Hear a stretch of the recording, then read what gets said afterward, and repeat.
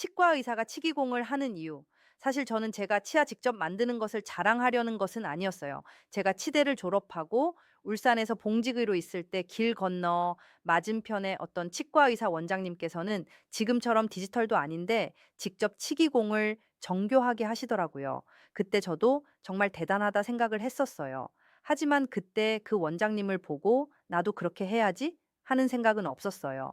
왜냐하면 치기공이 엄청 시간과 노력을 많이 기울여야 하기 때문에 힘든 작업인 걸 아니까요.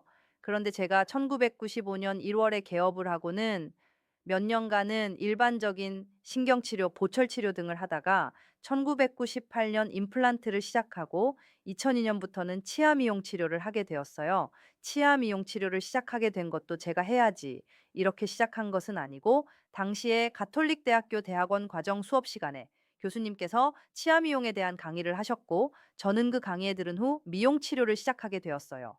막상 치아 미용을 시작해 보니 제가 상상한 치료 결과가 잘 나오지 않았어요.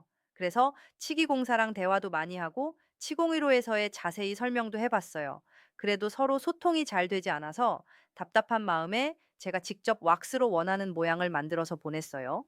똑같은 모양으로 만들어 달라고요.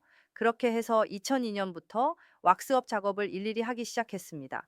인덱스로 최적화된 치아 삭제 왁스업 작업을 하고 치아 미용 치료를 했기 때문에 치아 삭제도 작업된 왁스업 모형에서 인덱스를 만들어서 하기 때문에 최적의 최소의 삭제량으로 균일한 두께의 치아를 만들 수 있었어요.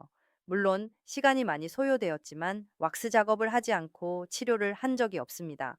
왁스 작업을 한 후 인덱스로 치아 삭제를 한 후 해당 왁스업 모형을 기공소에 본과 함께 보내서 제가 원하는 모양을 만들게 되었어요.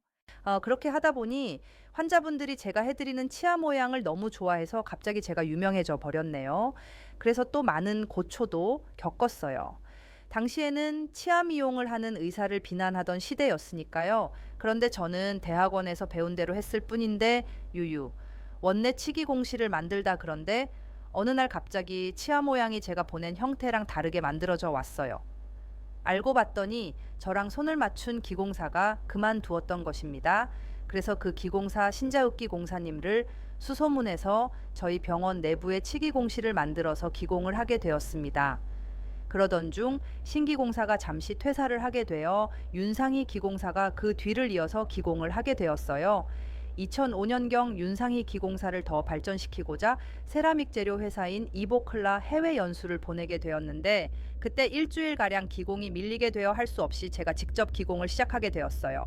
왁스업을 계속 해왔던 터라 기공 마무리 과정을 하는데 무리가 없었고 학교 때부터 손으로 하는 기공 과정에 대한 부담은 없어 별 문제 없이 치기공을 직접 하게 되었어요. 그 일이 힘들기는 하지만 기공을 하면 해본 사람은 알지만 무아지경에 이릅니다. 마음이 집중되고 평안해지거든요. 디지털 기공으로 전환하다 그러다가 윤기공사가 그만두게 되면서 신기공사가 다시 와서 일하다가 2007년 초에 개업하려고 그만두게 되었어요.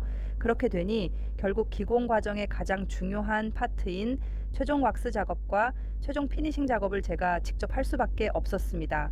당시에 저희 병원은 미용 환자가 아주 많아서 낮에는 치료하고 밤에는 기공을 하는 날들이 계속되어 몸이 너무 지쳐 있었거든요. 그러다 2007년 10월에 세렉이라는 장비가 바로 세라믹을 가공해 줄 수 있다는 이야기를 듣고 수억을 들여서 장비를 세팅했어요. 그런데 돈을 많이 들여서 과감하게 장비를 세팅했지만 말처럼 쉽게 되지 않는 겁니다. 그래서 장비와 프로그램이랑 친해지려고 밤마다 치과에 남아서 디자인과 밀링을 반복했습니다. 어떤 날은 집에도 못 가고 치과 체어에서 잤어요. 아침에 직원이 출근하면서 깜짝 놀라기도 했지요. 그렇게 해서 세렉을 이용한 라미네이트 치료를 완성하게 되었고, 그 결과 이전에도 삭제량이 적은 편이었지만 왁스업과 인덱스 작업으로 치료했기 때문에 세렉을 이용하면서 더 적은 삭제로 치료가 가능하게 만들었습니다. 그때 당시 페이닥터 중 한 사람이 제가 치료하는 과정을 보고 놀랬습니다. 삭제량이 너무 적다는 겁니다. 그 치과 의사는 우리 치과에 입사하기 전 강남의 유명 치과에서 근무한 적이 있었는데 당시 그 병원이 라미네이트를 엄청 많이 했는데 삭제량이 너무너무 많았다고 하더라고요. 현재 해당 병원은 사라졌습니다. 아, 기공 스토리 쓰는데 곁다리로 흘렀네요. 테이츠. 아무튼 그렇게 저희 치과는 임플란트와 미용 치료 두 가지 분야를 주로 다루게 되었습니다. 임플란트 기공을 시작하다 그러다가 2018년 여름부터 제가 임플란트 치료 비용을 조절하게 되었어요. 멋진 이유는 아니었습니다. 당시 중국 환자가 급감하면서 매출이 줄어들고 병원을 갑자기 줄일 수도 없는 입장이라 어쩔 수 없이 오랫동안 유지해온 임플란트 비용을 조절할 수밖에 없었답니다. 임플란트 비용을 조절하면서 지하철에 광고를 했는데 그 광고가 잘 되어 많은 환자분들이 우리 치과를 찾게 되었어요. 그렇게 되면서 임플란트 환자를 정말 많이 보게 되었습니다. 치료비가 저렴해지니까 정말 상태가 심각한 환자들을 많이 만나게 되었습니다. 그 이전에는 그런 분들을 1년에 한두 분 만났다면 이제는 거의 매일 그런 분들을 만나게 되었지요.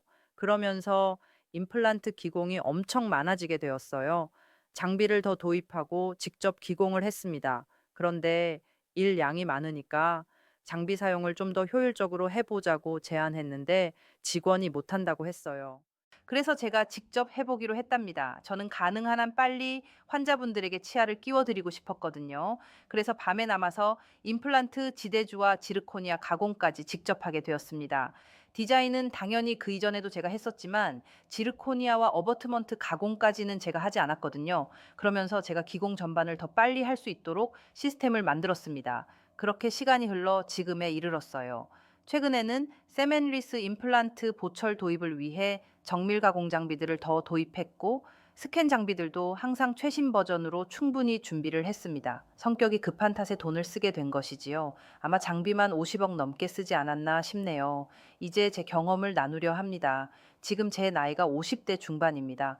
요즘 생각이 그래요. 내가 제일 잘한다는 아니지만 그래도 오랫동안 많이 경험하고 실패를 극복한 일들을 다른 치과 의사들에게 말해주고 싶어졌어요. 더 나이가 들기 전에 말이죠. 그래서 조만간 이와 관련된 교육이 시작될 것 같습니다.